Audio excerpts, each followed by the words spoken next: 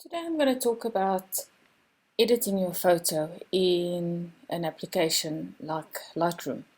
All we're going to do today is just some very basic raw editing to just make an already good image look so much better. First you need to do is go to develop over here. As I said, I'm doing this in Lightroom, but a lot of applications are very similar in this. And if you use a different application than Lightroom, it shouldn't be too difficult to find the settings that I'm talking about in here. First thing I normally look at is my exposure.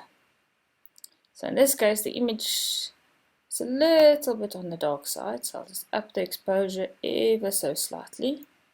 There we go, that's better. And I can also see the image was taken on a bit of a cloudy day.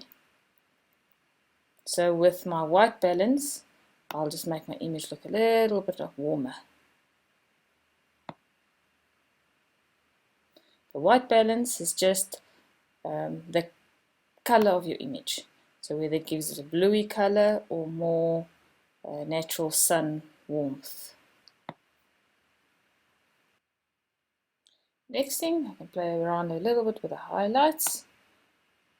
Just add a little bit of highlights. You can see just the color of the horse coming out a bit. The shadows a bit darker.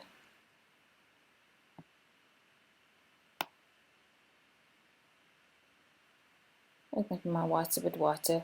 A lot of these settings, it's more just playing around as to what you think looks best. You can just play around with your black point. That's just how black or light the darks are of the image. I'll bring that down a little bit. There we go. Another very good tip is to look at your histogram, which gives you all the colors that's in your image. Your blacks, your shadows, that's through the exposure, your highlights, and then the whites. And the aim is to have balanced color all over your histogram. As you can see here, I went a little bit too much on the whites, because as you can see that little spike that got added there. So you just bring that down a little bit. That's better.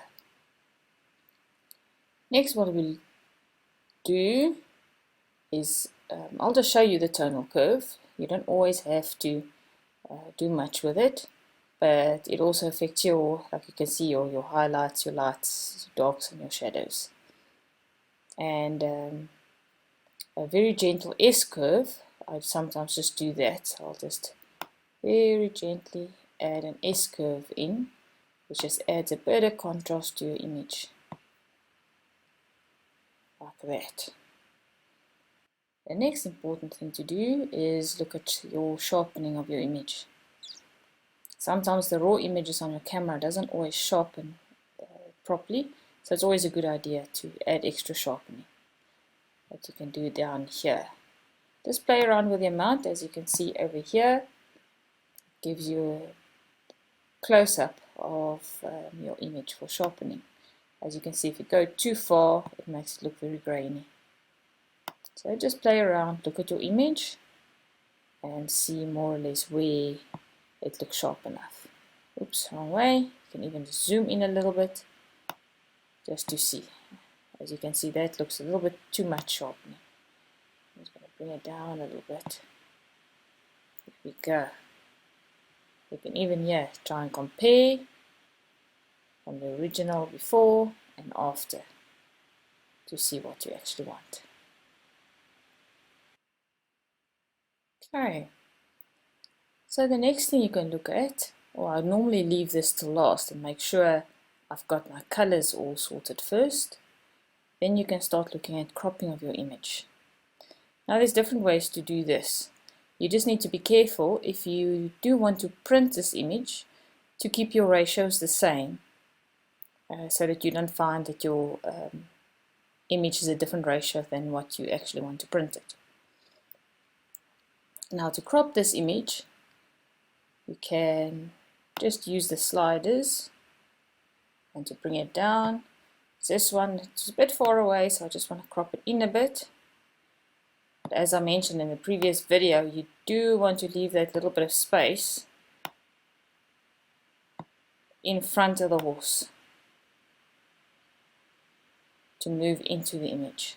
I just say more or less, I'll leave it at that. And then what sometimes happens as well, I see this image is not too bad, but the horizon might be a little bit skew, or even the image is skew. All you do then, you just take your mouse to the corner of the image and you just twist it. You can see it brings a nice grid up for you to just compare against, to try and get the image straight. So what I look at here is I look at the uprights of this jump just to make sure that the image is nice and straight. So I would say about there. Once you're happy with your image, you just click done. And that's it. That's the basic editing for any photo. Thanks so much for watching this. I hope it helped at least a little bit with your photos, but a lot of it's all just playing around and just practice.